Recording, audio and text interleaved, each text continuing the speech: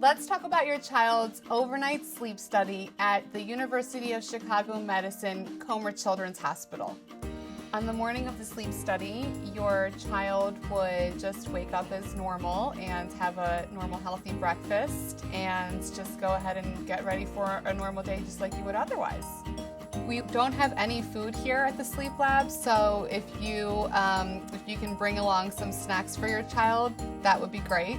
We need to try to maximize the amount of sleep they get while they're here for the study so that we have enough data to draw appropriate conclusions. So to do that, we want you to prepare everything that you need to get your child an adequate night of sleep. Anything that kind of helps them wind down on a normal night at home that you can bring with you would be useful. If there are certain stuffed animals that they like, or certain pillows, or blankets that help them sleep and feel comforted, because again, what we want is for your child to have a nice normal night of sleep so that we can make good findings here. If your child is complaining of any symptoms and you suspect that they might be sick, then you would want to go ahead and cancel the sleep study.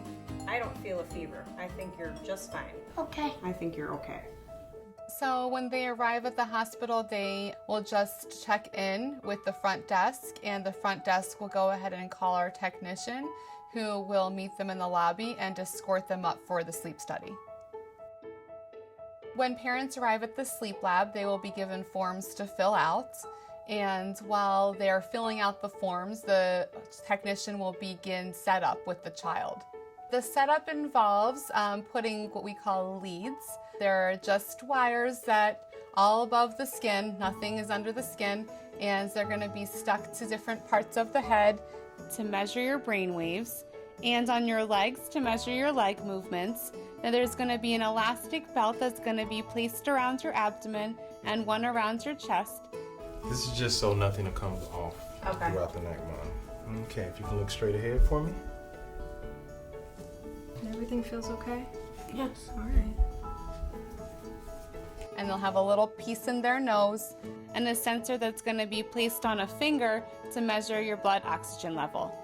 That's pretty much it. It sounds like it's a lot to be wearing to sleep with, but most children are able to sleep with it just fine. Each room has a place for the parent to sleep so that you can stay with your child all night. So everything that you do on a normal night, we want you to do.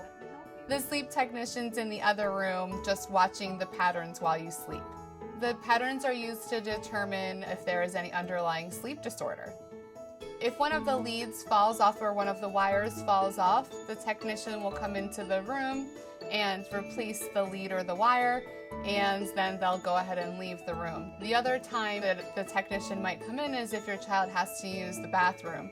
Then they will come in and unhook the box that holds all the leads.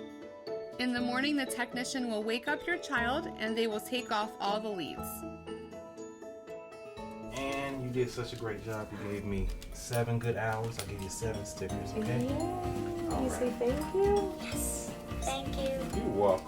When the sleep study's over, just want to make sure to check the room for all belongings, and then you're free to go.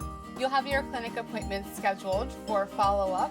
When you come back in for your follow-up appointments, then we will go over the results of your sleep study and decide on a treatment plan for your child.